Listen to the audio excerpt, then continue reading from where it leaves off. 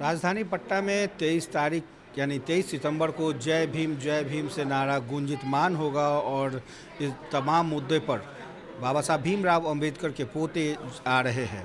इन तमाम मुद्दों पर बात करने के लिए हमारे साथ डॉक्टर संजय वाल्मीकि जी है। संजय जी, बहुत बहुत स्वागत है आपका। आपका भी जय भीम नमो बुद्धाय कि आपने अपना बहुत कीमती समय सर निकाला और हमारे संविधान निर्माता डॉक्टर भीमराव अंबेडकर के पौत्र हैं प्रकाश अंबेडकर साहब बिहार में चौथी पांचवी बार जो है पिछले दिनों भी जो है संविधान बचाओ देश बचाओ रैली में बिहार आए थे। लाखों की संख्या में गांधी में उनका रैली हुआ था और 2015 में भी।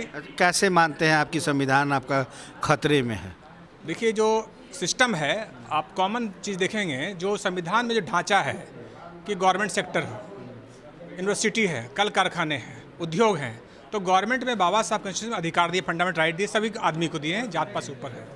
तो आप देख रहे हो कि पहला है कि बैंकों का निजीकरण हो गया, यानी गवर्नमेंट के जो 13 बैंक थे, आरबीआई का ब्रांच अपना भारत सरकार का, वो 12 बैंक मर्ज करके हो गया। उसके बदले HDFC, IDBI, SBI, Bikaner, France bank, king fish bank, मतलब तरह तरह का निजी बैंक खोल के रखा है। उसमें केवल जो उसका टेंडर लेता है, ठेकेदार होते हैं, उसके घर परिवार के लोग उसमें एम्प्लॉय होते हैं। तो इस ये बैंक तो कांग्रेस के समय में भी था। ये बैंक जिसकी बातें आप कर रहे हैं, ये तो पहले से थी। अभी नया क्या है इसमें? नया क्या इसमें नया ये हो गया है कि कांग्रेस के समय जो बैंक थी, वो जो गवर्नमेंट भारत सरकार की 13 बैंक थी, वो नॉन बैंकिंग नहीं थी, वो गवर्नमेंट की बैंक थी। अभी नॉन बैंकिंग बैंक आपका हो गया है। तो इसमें क्या है कि जो पढ़े लिखे युवा बेरोजगार हैं, उसकी तो नौकरियां गई। अब बचा आपका रेल में जो आप देखे होंगे पिछले दिनों कि हम प्राइवेट रेलवे का निजीकरण करेंगे। जो आदमी 50 साल काम कर गया उसको हम सस्पेंड करेंगे, बैठाएंगे। बीएसएनएल का जो एम्प्लॉय था उसको भी बैठाएंगे हम। एक डीडी न्यूज़ था गवर्नमेंट का, उसको भी बैठाएंगे।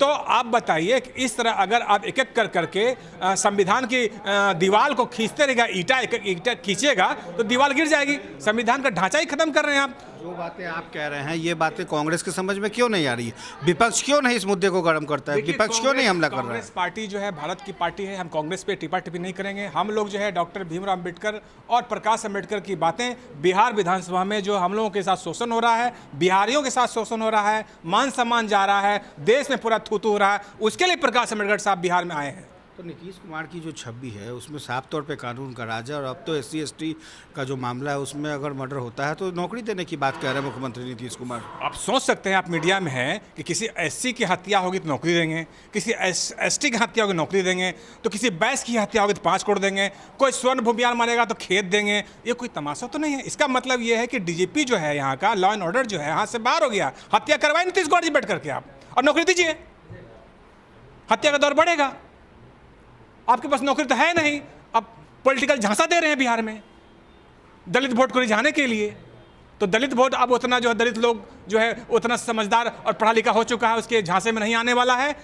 भीमराव अंबेडकर साहब के पौत्र आ रहे हैं, मूवमेंट चलाएंगे हम लोग, प्रयास करेंगे कि बिहार में जो है ये सरकार को बदलनी है। आप कह रहे हैं झांसे में आ गए और दूसरी तरफ जीतन राम मांझी उनके साथ में है, गरीबों और महादलितों के मसीहा लोजपा उनके साथ में है, तो फिर आप कैसे विपक्ष की राजनीति कीजिएगा? देखिए सर, रामविलास पासवान जी और माननीय जीतन राम मांझी बिहार के नेता हैं, दलितों के नेता हैं। मैं टिप्पा टिप्पणी नहीं करना चाहता हूँ, लेकिन हमारे नेता किसके गोदे बैठ गए हैं?